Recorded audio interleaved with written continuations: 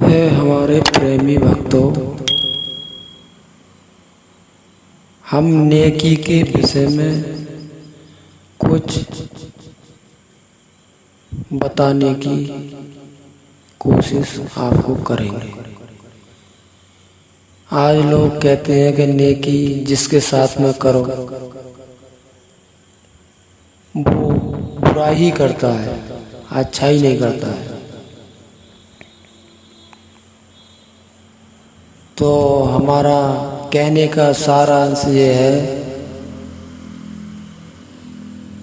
कि जो सतयुग था, जिस समय सतयुग था उस समय लोग थे गुणली। किसी ने कोई काम किसी का साथ दिया, काम निकाला या सहयोग करा या संग दिया तो उस बात को वो गुण मानते थे। सतयुग के बाद में आया था त्रेता। त्रेता में हुए थे एहसान अली। किसी रास्ता चलने वाले के पास में कोई बोझा रखा है और वो बोझा उसके सिर पर रखवाते थे, या कोई रास्ते में किसी पे समस्या आ गई, उसकी परेशानी दूर कर दी, वो व्यक्ति उस बात का एहसान मानता था।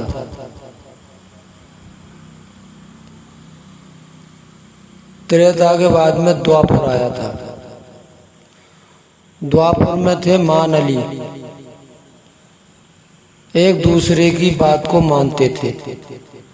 किसी से कोई गलती हो जाए उसको समझा बुझाकर वो शांत करते थे, उसको एक दूसरे को चढ़ाते नहीं थे,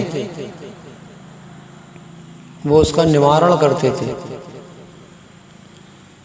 जब ये चौथा युग आया था जिसको कलयुग बोलते हैं, तो मेरे प्रेमी भक्तों, कलयुग में जो हुए वो हुए मतबली। अगर मतलब है तो दोस्ती भी है, बातचीत भी है, भैया बंदी भी है, सारे काम। और मतलब है ये तो कोई किसी का नहीं है।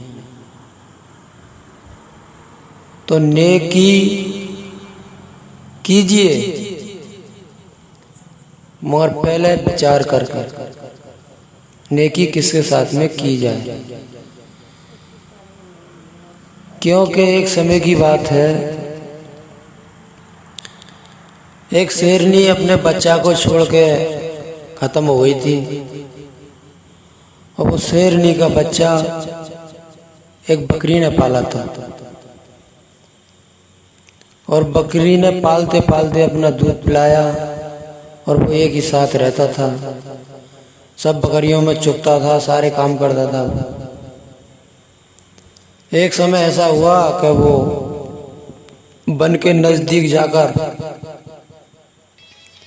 और वो बकरी जो है चुगने जो है चली गई। उसमें ऐसा हुआ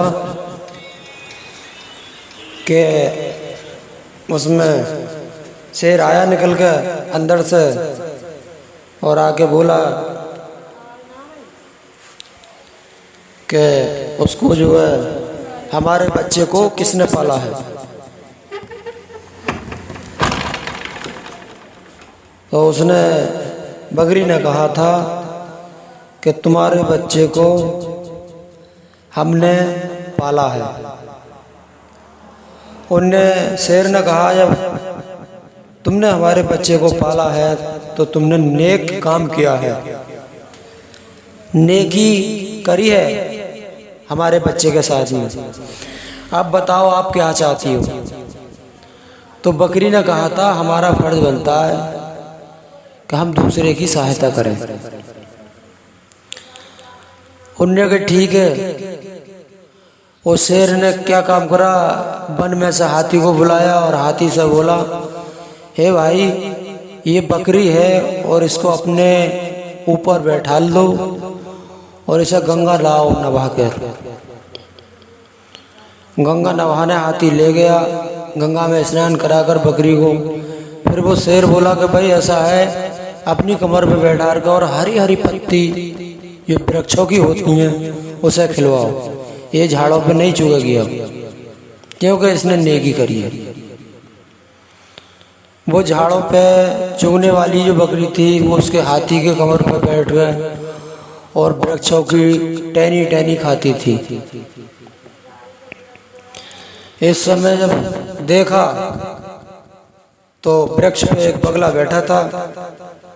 बगला बोलता है हाथी से, हे हाथी भैया, ये बकरी झाड़ों पे चुगने वाला जानवर है और जो तुम्हारे कमर पर बैठकर और जो हरी हरी पत्ती वृक्षों की खा रही है, तो इसका क्या मतलब है?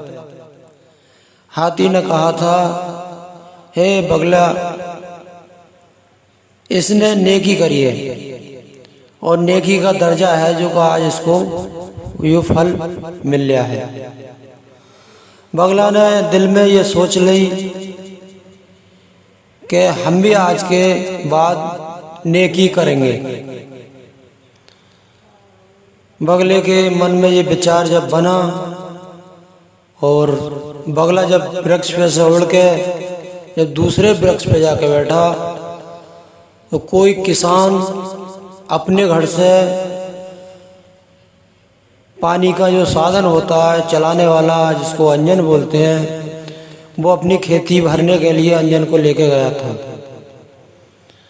और सर्दी का मौसम था।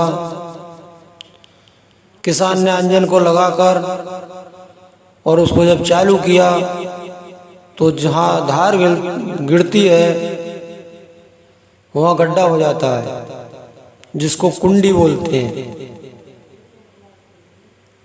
कुंडी से ही फिर बरहा निकलता है खेत तक। उस कुंडी के या उस गड्ढे के ओर पास छोटे छोटे चूहों के बिल थे और बिल में चूहा घुसे हुए थे। जैसे अंजन का पानी उन बिलों में घुसा और चूहा निकलकर बाहर आ गया। बगला अपने खाने के जुगाड़ में था और वो भी उड़कर वहां पहुंच गया। बगले ने जब देखा कि अरे भाई, इनके तो सिगरेट जिस्म पे जो बाल थे वो सिगरेट भीग गए, अब ये तो भाग भी नहीं सकते और ये तो सर्दी में और बेकार हो जाएंगे। कोई बड़ा जानवर आ गया तो इनको अपने पैरों में दबाकर और ले जाएगा तो हत्या होगी। बगले के मन में ये भाव आया कि उसने वो नेकी करी थी तो मैं भी इनके साथ में कुछ नेकी करूं। बगले ने क्या विचार बनाया, दोनों परों के बीच में और चूहों को दबा लिया। किस लिए? कि इनको थोड़ी गर्मी लगेगी, ये स्वस्थ हो जाएंगे और अपने भाग जाएंगे। चूहों ने क्या काम करा, जैसी उन्हें गर्मी लगी और बगले के दोनों पैर कतर दिए। जब दोनों पर बगले के कतर दिए तो बगला बेपर हो गया। उधर से किसान कंधे पे अपना फावड़ा रखकर और वो वापिस आया लौट कर, बोले देख के आऊं कि इधर को पानी तो लीक नहीं हो रहा है।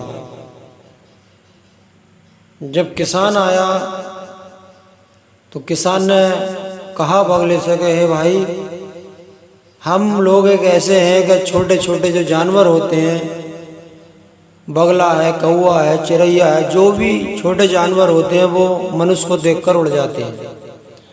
मगर भाई आज ऐसी कौन सी विशेषता हो गई जो आप हमको देखकर नहीं उड़ रहे?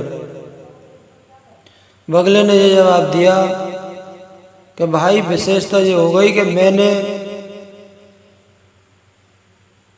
नेकी करी थी। बोले नेकी करी थी? कहा किसके साथ में? बोले ऐसे ऐसे बात थी, एक चूहा थे तुम्हारे इसमें और वो भीग गए थे मैंने ये सोचा कि इनको थोड़ी गर्मी होगी, ये अपना यहाँ से भाग जाएंगे, दूसरे बिल में घुस जाएंगे, कोई बड़ा पक्षी ना लेके जाएगा तो इनकी जान बच जाएगी। तो किसान ने कहा कि हे भैया, तुमने नेकी जब करी थी तो ये विचार किया था कि नेकी करनी किसके साथ चाहिए,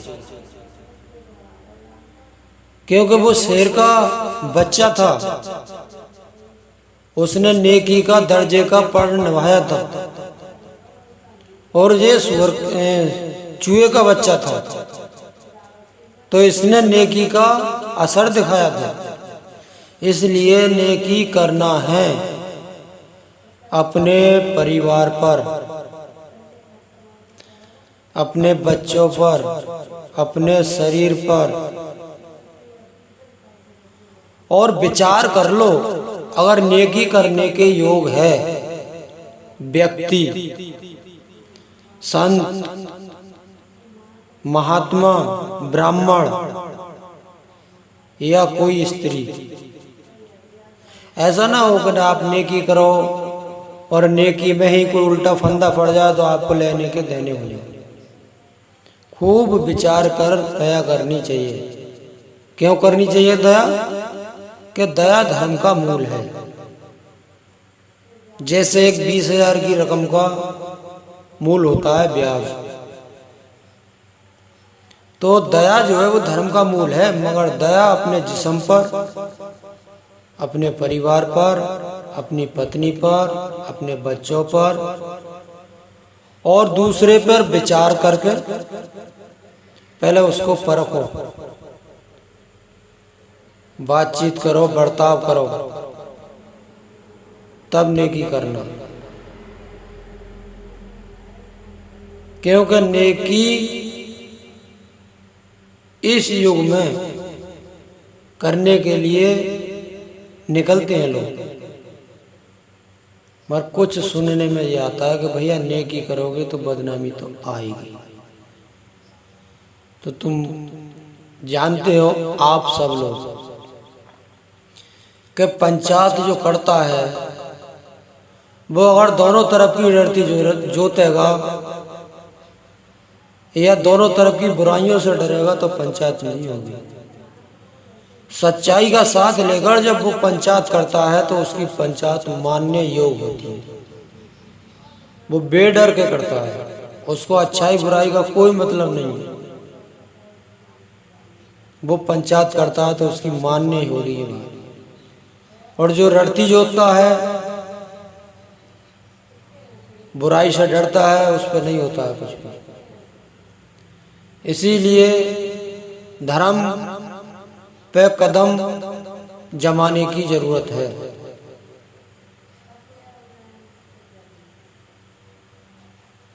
क्यों जरूरत है? कि सब लोग अगर ये विचार लगाएं कि भैया भजन करने से ही नैया पार होगी तो कीर्तन करने की जरूरत नहीं है। अगर कोई कीर्तन करने से ही ये विचार लगाए कि हमें कोई जरूरत नहीं है, हम घर बैठ के ही अपना कीर्तन करते रहें, तो फिर एक दूसरे को ज्ञान देने की, राह बताने की या पढ़ाने की जरूरत नहीं रहेगी। करना पड़ता है, ज्ञान भी बताना पड़ता है, राह भी बतानी पड़ती है और मार्ग भी दर्शाना पड़ता है। तो धर्म पर कदम जमा दो, अच्छी अच्छी बातों को अपने पास रखो, जो गलत बात है उन्हें त्याग कर दो। अच्छी और गलत ये बुद्धि निर्भर करती है।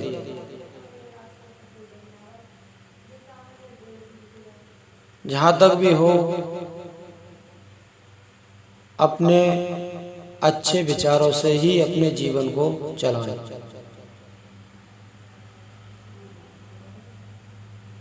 दूसरे की निंदा करने में कोई लाभ नहीं, क्योंकि एक कवि ने कहा है, धुनारे धुन अपनी धुन, दूसरे की धुन में पाप न पुण्य। हमारी जेब पर अगर पैसा है तो वो हमारे हित में आएगा, दूसरे का नहीं आएगा। हमारे पास ज्ञान है तो हमारी सुरक्षा रहेगी, भ्रम नहीं होगा, क्योंकि ज्ञान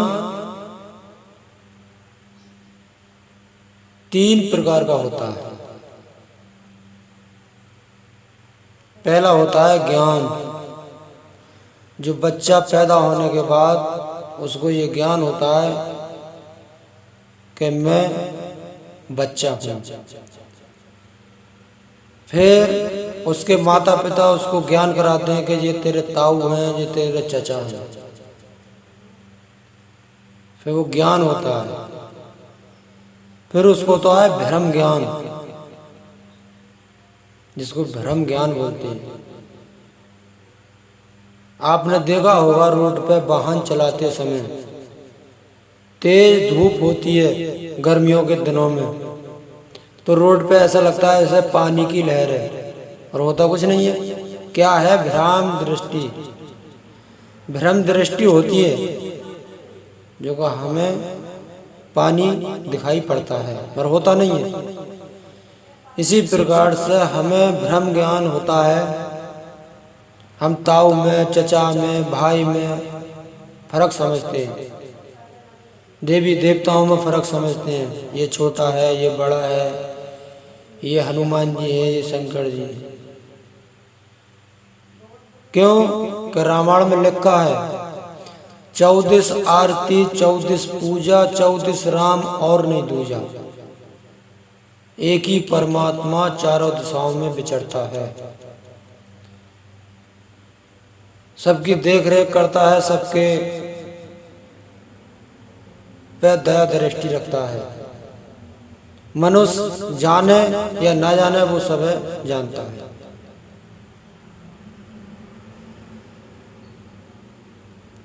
तो भेदभाव छोड़कर अच्छे विचारों से अपने जीवन का लाभ उठाएं। क्यों? कि स्वतंत्र मनुष्य शरीर है, मन चाहे जो भी कर सकता है, स्वतः है। इसी मनुष्य शरीर से भक्ति प्राप्त होती है। भक्ति का अर्थ होता है स्वतः, आधीन नहीं। जो आधीन होता है वो भक्ति नहीं होती है, वो होता है शुभ कर्म। आधीन का अर्थ है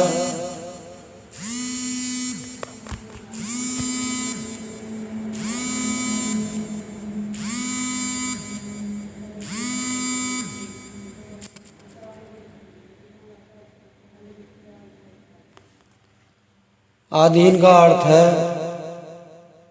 कि हम एक दूसरे से बंधना, और सुता का अर्थ है सुता होना। तो लिखा है भक्ति स्वतंत्र सकल गुण खानी, बिन सत्संगत पावे न प्राण। बोलिए सनातन धर्म की जय।